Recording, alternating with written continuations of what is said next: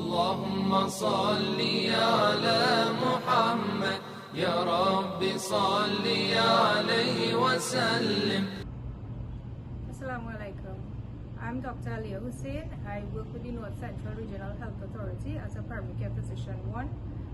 I'm currently employed at various health facilities, in clinics mainly. In working with COVID-19 patients, what are some of the highlights of your experience?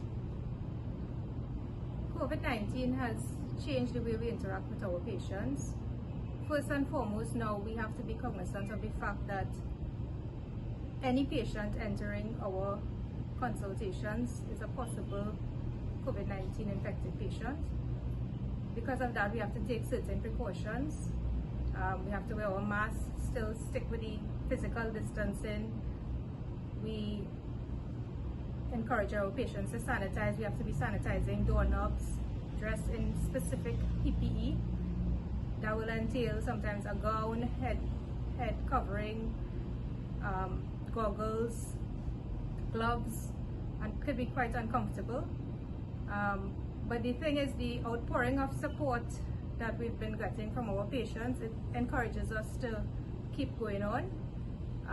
A lot of times the patients express their gratitude to us for taking care of them during this pandemic.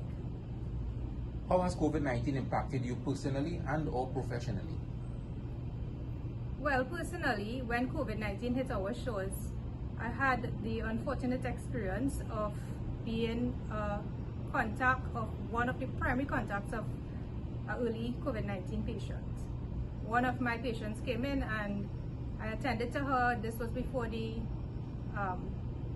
advice with regard to wearing masks. She had no respiratory symptoms, but a couple days later she contacted me and notified me that she was in contact with one of the patients who tested positive just prior to coming in to see me.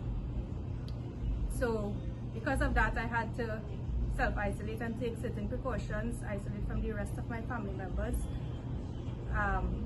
And it was a scary time.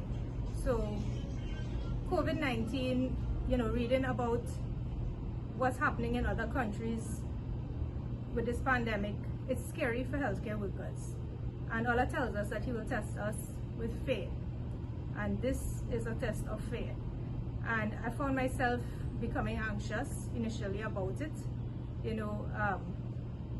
with all the constant sanitizing, all the constant wearing of the personal protective equipment. We have to don and doff the PPE in a specific way to prevent getting infected. It could become overwhelming. So I had to step back a little bit and reflect and realize that Allah has put me in this position to care for people at this time, and it's something I have to bear with patience and do my best to take precautions to prevent infection to myself and to my relatives. What has been the support like from your family, from your peers, and generally? Alhamdulillah, I've had tremendous support from my family. I depend on my parents and my siblings to care for my 2 children while I'm at work. Now, they understand that me being a healthcare worker puts me at an increased risk of contracting COVID-19, and I am trying my utmost to protect them as well. I really am grateful for their support, and I encourage my children to wear their masks and social distance, even from relatives, just to ensure that we take all the necessary precautions. In terms of the patients, they're very supportive. We've had companies sending personal protective equipment for us, masks and face shields, and we're really grateful for that support. What advice do you have for the public as Trinidad and Tobago continues to engage efforts in its fight against COVID-19? With regard to the public, I really would encourage them to take this seriously. COVID-19 is real. We've seen footage all around the world.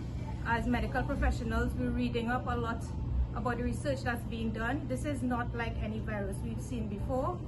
COVID-19 is serious and we can't see it.